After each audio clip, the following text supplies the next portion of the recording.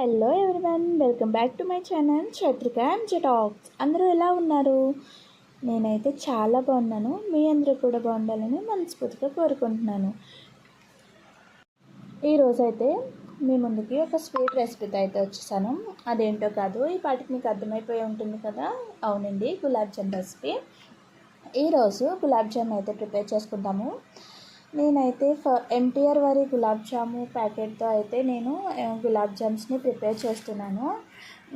చాలామందికి లైక్ గులాబ్ జామ్ చేస్తున్నప్పుడు క్రాక్స్ అవి వస్తూ ఉంటాయి. అండ్ అలాగే షుగర్ సిరప్లో వేసినప్పుడు బాగా మెత్తగా అయిపోయి విడిపోతూ ఉంటాయి కదా. సో అలా కాకుండా పర్ఫెక్ట్గా గులాబ్ జామ్స్ ఎలా ప్రిపేర్ చేసుకోవాలో ఇప్పుడు చూద్దాము. ఓకేనా? నేను చెప్తున్న టిప్స్ని ఫాలో అవుతూ ఒకసారి ఇలా ట్రై చేయండి. ట్రై చేస్తే కనుక ఎలా వచ్చాయో కామెంట్ చేయడం మాత్రం మర్చిపోకండి. ఓకేనా? సో మనం ప్రాసెస్లోకి అయితే వెళ్ళిపోదాము. సో ప్రాసెస్ స్టార్ట్ చేసే ముందు చిన్న రిక్వెస్ట్ అండి. నా ఛానల్ కనుక మీరు ఫస్ట్ టైం చూస్తున్నట్టయితే ప్లీజ్ లైక్ చేయండి, షేర్ చేయండి అండ్ సబ్స్క్రైబ్ చేసుకోండి. అండ్ అలాగే పక్కనే ఉన్న బెల్ ఐకాన్ అయితే యాక్టివేట్ చేసుకోండి. సో నేను చేసిన వీడియోస్ ఎప్పటికప్పుడు మీకు నోటిఫికేషన్ ద్వారా రీచ్ అవుతూ ఉంటాయి. ఫస్ట్ ఈ ఎంటీఆర్ గులాబ్ జామున్ ప్యాకెట్ అయితే తీసుకొని కట్ చేసుకోండి. మనకి గులాబ్ జామ్స్ ఎలా ప్రిపేర్ చేయాలన్నది మనకి బ్యాక్ సైడ్ అయితే ఇన్స్ట్రక్షన్స్ ఉంటాయి. మనం దాన్ని చూసుకుని కూడా ప్రిపేర్ చేసుకోవచ్చు.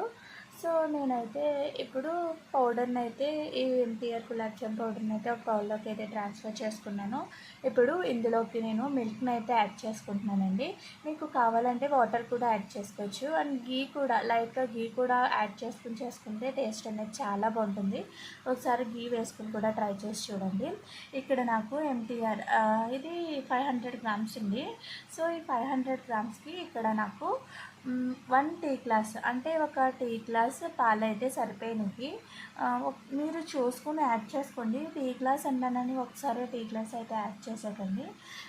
పిండికి ఎంత అమౌంట్ ఎంత క్వాంటిటీ అయితే కావాలో అంత యాడ్ చేసుకుంటూ కలుపుకోండి పిండిని. సో ఇప్పుడు ఇలాగా చపాతీ ముద్దలు అయితే ప్రిపేర్ చేసుకుని ఒక 5 to 10 minutes అయితే పక్కన పెట్టేసండి. షుగర్ సిరప్ని అయితే ప్రిపేర్ చేసుకుందాము. ఇక్కడ నేను 4 cups షుగర్, 4 cups వాటర్ అయితే తీసుకున్నాను. ఈక్వల్ అమౌంట్గా యాడ్ చేసుకోవాలి. స్వీట్ ఎక్కువ తినేవాళ్ళు కొద్దిగా ఎక్కువ యాడ్ చేసుకోవచ్చు, తక్కువ తినేవాళ్ళు తక్కువ యాడ్ చేసుకోవచ్చు. అది మన స్వీట్నెస్ బట్టి డిపెండ్ అయి ఉంటుంది. సో ఇక్కడ నేను వాటర్ 4 cups అండ్ అలాగే షుగర్ 4 cups అయితే వేసుకుని స్టవ్ మీద అయితే పెట్టేసుకున్నాను. ఇప్పుడు ఈ షుగర్ అంతా మెల్ట్ అయ్యేంత వరకు హై ఫ్లేమ్లో అయితే బాయిల్ చేయండి. షుగర్ అంతా కరిగిపోయిన తర్వాత ఫ్లేమ్ అనేది మీడియం ఫ్లేమ్లో పెట్టుకొని ఒక 5 to 10 minutes పాటు బాయిల్ చేసుకోండి. అంతే సరిపోతుంది. దీనికి ఎగ్జాక్ట్గా తీగపాకం రావాలి, ముద్రపాకం రావాలి అని ఏం లేదండి.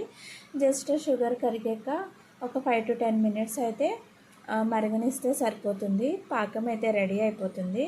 సో అది పాకం అయితే రెడీ అవుతూ ఉంటుంది. ఇప్పుడు మనం బాల్స్ అయితే ప్రిపేర్ చేసుకుందాము. పిండి అయితే చాలా సాఫ్ట్గా అయిందండి.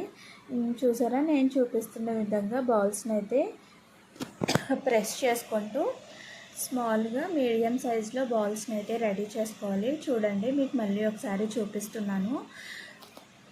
మన అరచేతిలో కొద్దిగా పిండి తీసుకుని మన బొటకన వేలుతో రబ్ చేసుకుంటూ ప్రెషర్ ఇస్తూ రబ్ చేసుకుంటూ ఈ బాల్స్ని అయితే ప్రిపేర్ చేసుకోవాలి.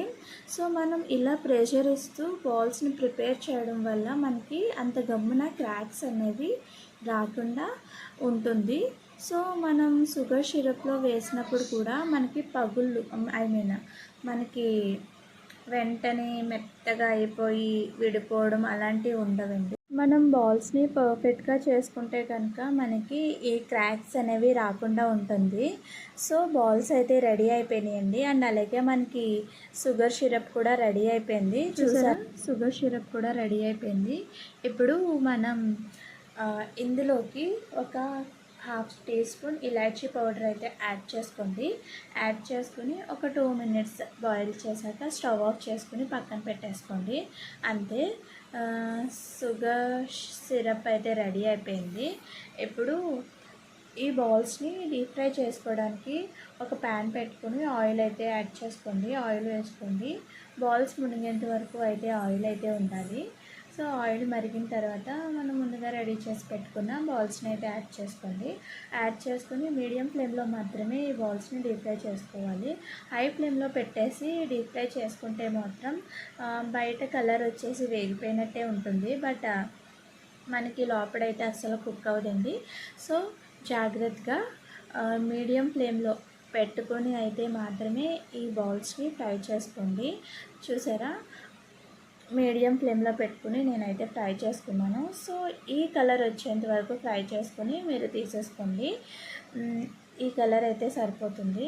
సో నేను డైరెక్ట్గా దీన్ని మనం ముందుగా ప్రిపేర్ చేసి పెట్టుకున్న సిరప్లో అయితే యాడ్ చేసేసుకుని మూత అయితే పెట్టేసుకున్నాను. అండ్ అలాగే ఇంకొన్ని బాల్స్ మిగిలిపోయినాయి, అవి కూడా వేసుకుని ఫ్రై చేసేసుకుంటున్నాను. చెప్తున్నాను కదా, గుర్తుపెట్టుకోండి. మనం మీడియం ఫ్లేమ్లో పెట్టుకుని మాత్రమే ఈ బాల్స్ని ఫ్రై చేసుకోవాలి. అలా అయితేనే మనకి లోపల అండ్ అలాగే బయట కూడా పర్ఫెక్ట్గా కుక్ అవుతుంది.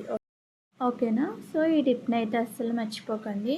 నేను మీకు చూపించడం కోసం, ఎలా కుక్ అయింది ఏంటి అన్నది చూపించడం కోసం దీన్ని ఒక ప్లేట్లోకి అయితే తీసుకున్నాను. చూడండి మనకి ఎంత పర్ఫెక్ట్గా కుక్ అయిందో. లోపల కూడా అస్సలు మెత్తగా పిండిలా లేకుండా చాలా పర్ఫెక్ట్గా కుక్ అయింది. చూడండి.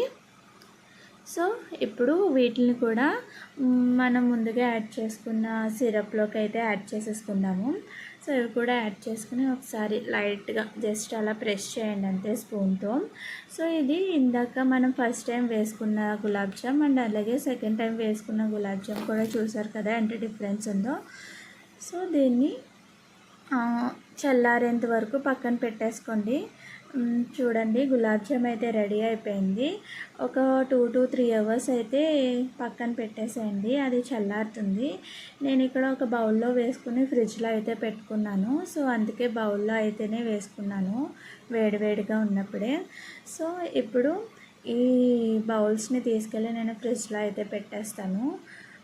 ఆఫ్టర్ 5 అవర్స్ అయితే చూడండి గులాబ్ జామ్ ఎంత పర్ఫెక్ట్గా బాగా వచ్చిందో. చాలా అంటే చాలా టేస్టీగా ఉంది, జ్యూసీగా నోట్లో అలా పెట్టుకుంటే అలా కరిగిపోతుంది. సో నేను చెప్పిన టిప్స్తో, ఈ చిన్ని టిప్స్తో ఇలా గులాబ్ జామ్స్ చేసుకుంటే ఎటువంటి క్రాక్స్ లేకుండా చాలా పర్ఫెక్ట్గా వస్తుంది. అండ్